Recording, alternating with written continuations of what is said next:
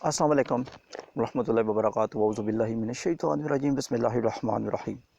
I am Irfan Ashraf from Muswa College and I am talking to 10th class for lecture number 2 biology.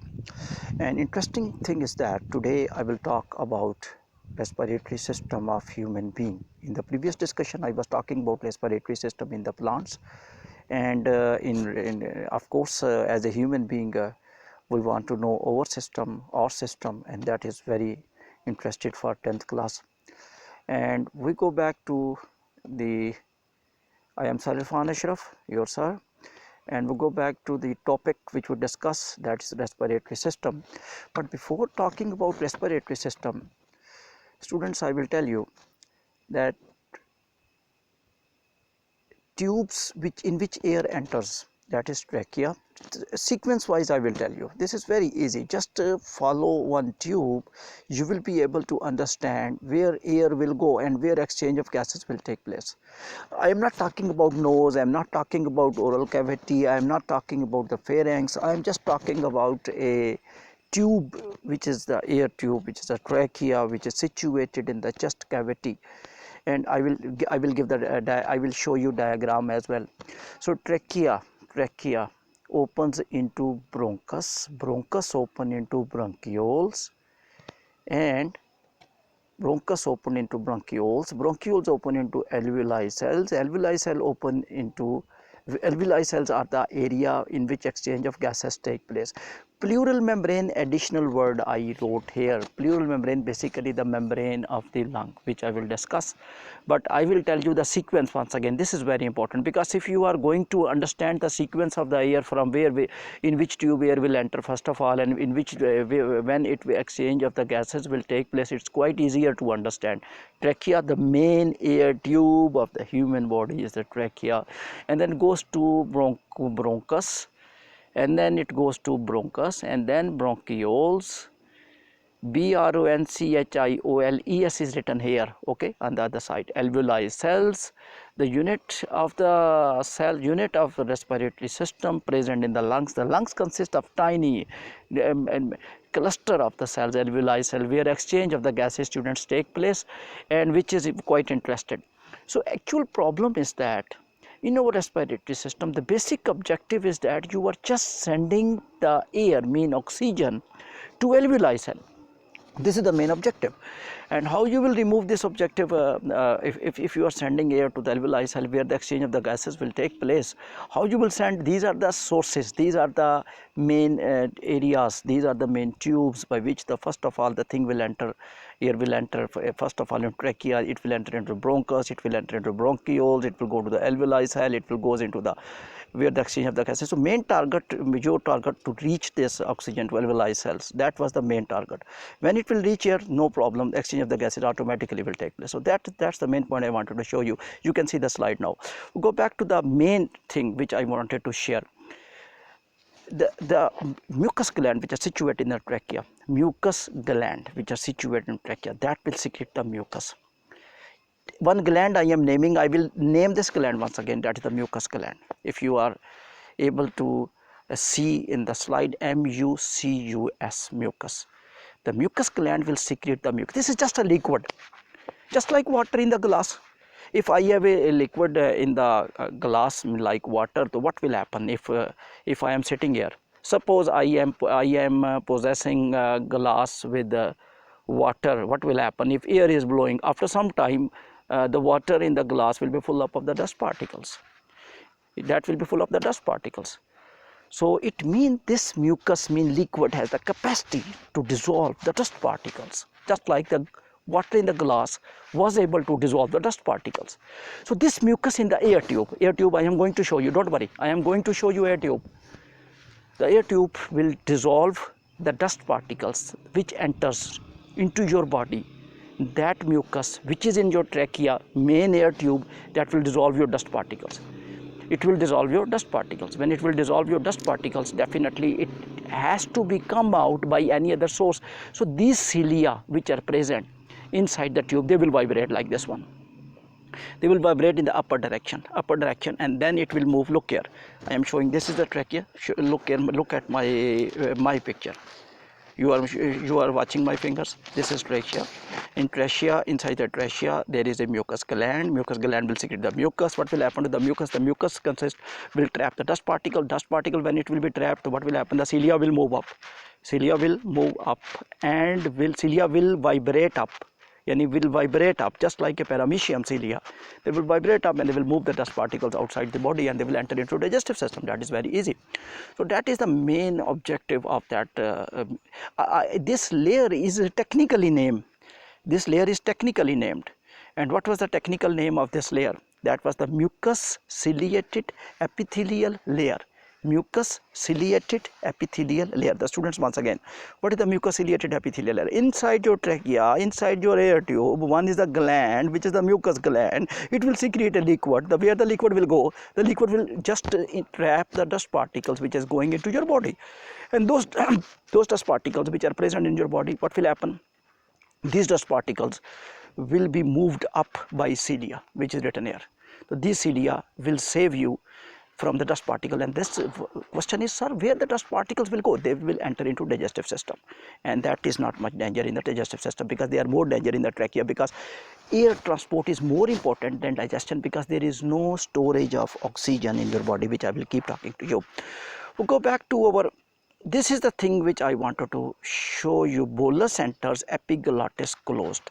I know this bolus word is not new for you students of 10th class, because we were discussing a lot about the bolus, because the food is digested in the oral cavity. After the action of amylase, the food is called as bolus. Mean after action of amylase, conversion of starch to maltose by amylase in the oral cavity, the food, mean digested food, mean maltose, is called as a bolus. This is the bolus, and that is the main food which this is the first type of digested food after oral cavity. Okay, after oral cavity it enters into your trachea. After oral cavity the bolus enters into your esophagus. Achha, when it will enter into esophagus, so precautionary measurement, there is a threat, might be bolus enters into your air tube. Air tube in trachea, so it means two tubes are just closer, just like my fingers. Look at these fingers. One is a trachea, and one is a esophagus. Just closer, they are attached with each other. Right finger in the diagram is the supposed trachea, and left side is esophagus. So if the bolus is going to enter into esophagus, mean in this finger, right? This trachea should be closed, mean this one should be closed, otherwise bolus will enter into this one. This one mean trachea. When it will enter into this one, the air will not be able to go into your body and the person may die. So that is very significant factor. So nature prevented this thing. How? Look here, this finger, which is a trachea, at the top of the trachea, just like nails, there is a lid like structure, just like this one, lid like. It goes down, it move up, lid like structure which close the opening of trachea. Look here, lid like structure, lid like, move down, move up, move down, move up. Epiglottis, I am talking, this my finger is a epiglottis, it is above the trachea. So epiglottis means spelling EPIGLOTTIS written in the slide. Epiglottis close, look here, epiglottis open, epiglottis close. When close, when bolus is entering into your digestive system in esophagus. So digestive system, when the bolus will enter into digestive system in the esophagus, the epiglottis will close. This is very important. So this is the basic functional unit, function of respiratory system, because if this epiglottis is not working, so our respiratory system is unable to do the perform function. Otherwise all over food particles going into our trachea, and that way will be very difficult for me to respire. If that happens, so nature, Allah Ta'ala provided us the very good things so that the bolus enters into our esophagus. We'll go back to our diagram. So we come back to the something. This is the tube which I was talking about, trachea, you are watching. This is the tube, trachea. Achha, here in this diagram, that esophagus is not, you are not watching the esophagus. Reason, because you are not studying the digestive system. Now I will tell you the esophagus, and then what happens. These are the bronchioles, these are the bronchioles inside the lungs, bronchioles. But I will tell you step by step once again, because we started from trachea, so I will start from the trachea. This top of the trachea, if you are watching, that is the glottis. Opening of the trachea at the top is called epiglottis. And now if you are watching the lid-like structure above the I am showing, just hold on. This is a lid-like structure above the glottis, visible to you, lid-like structure. If you want to see in my epiglottis, look here, my finger, okay, here in this direction inside, top of the trachea, this is epiglottis, EPIGLOTTIS. Look at the arrow. Where is the arrow going? This is where the arrow finishes. Where the line of the epiglottis finishes, there is the lid-like structure. This lid is open now. Currently it is open now. You will see that is open now. It will close only when the esophagus, small esophagus is visible. You are watching red color. Small little bit portion of esophagus is visible, and that if the food is entering into this tube, mean red color in the diagram, red color, just red tube, semi tube, not complete tube, the semi tube, half tube is shown, because we are not studying the digestive system here, and that way. But then bolus enters into this tube, what will happen? The lid-like structure, the epiglottis will close. Currently epiglottis is open. Why it is open? Why epiglottis is open? Reason is that, students, why epiglottis is open? Because reason for you are not eating, and your bolus is not going into your esophagus. So go back to the trachea. The trachea opens into a small tube. Now this is a problem, because you just wanted to see the bronchi. What is the bronchi? Because I told you the bronchus. Plural of the bronchus is called as bronchi. The plural of the bronchus is called as a bronchi.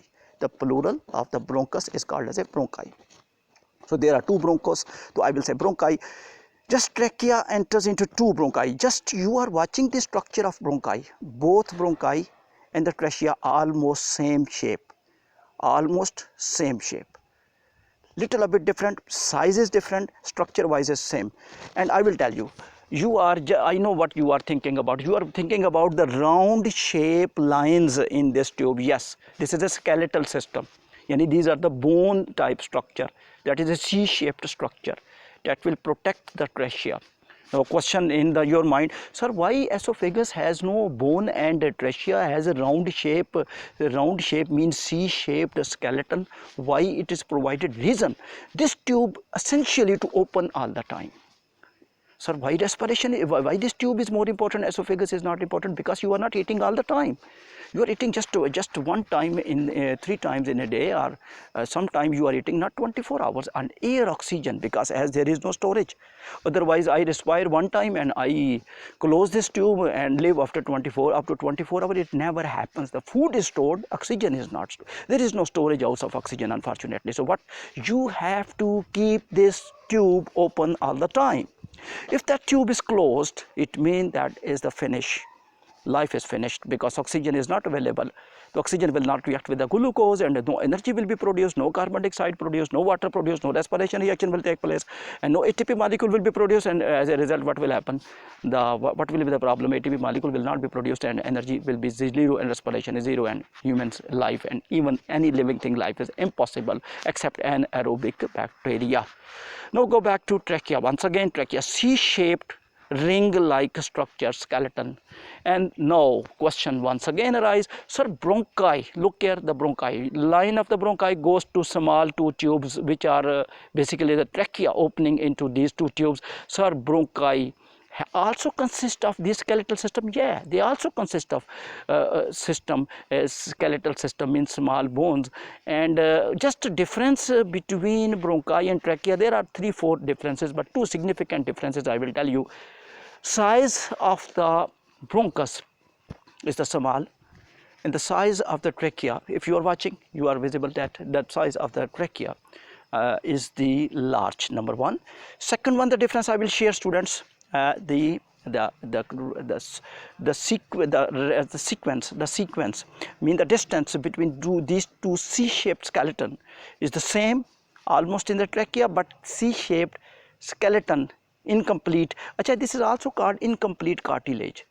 This is also called incomplete cartilage. Incomplete cartilage. That technically it is cartilage. Cartilage is also part of skeletal system. Bone is also the part of the skeletal system, but this is the cartilage. So C-shaped cartilage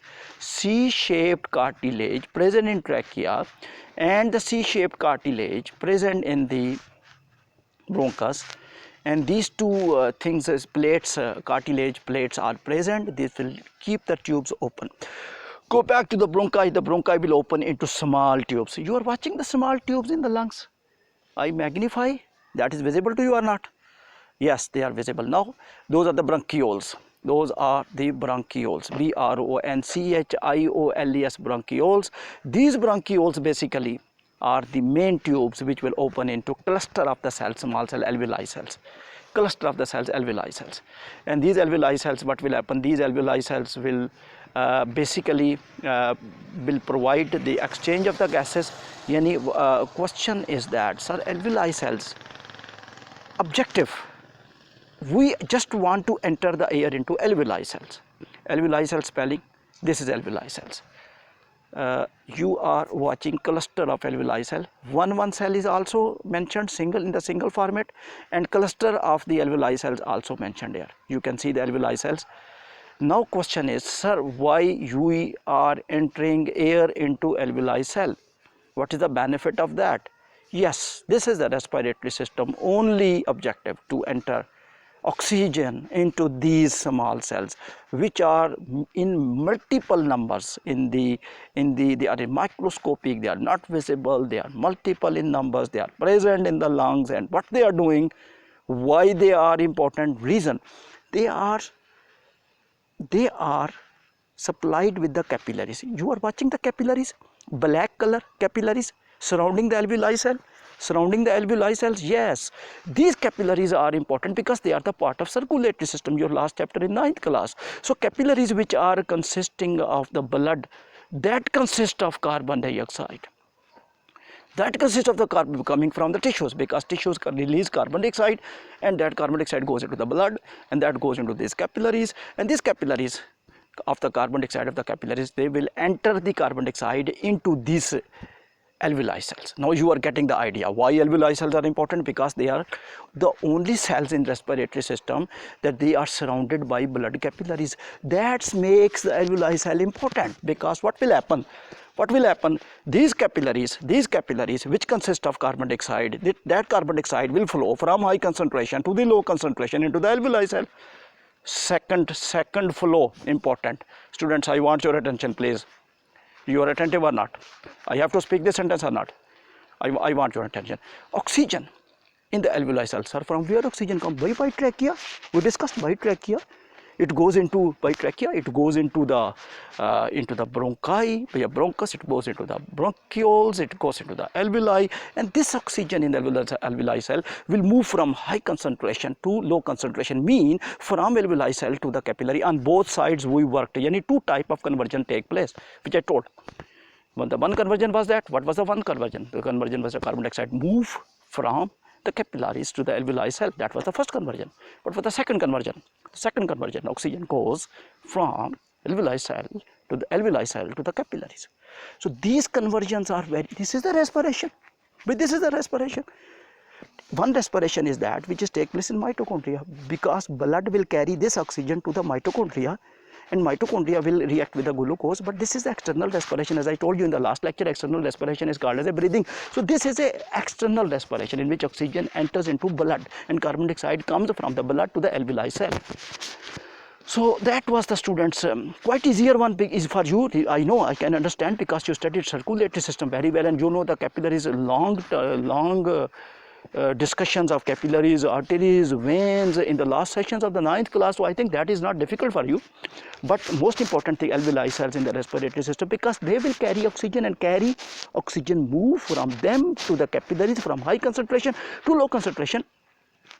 And now we go back to some informations about the nasal cavity.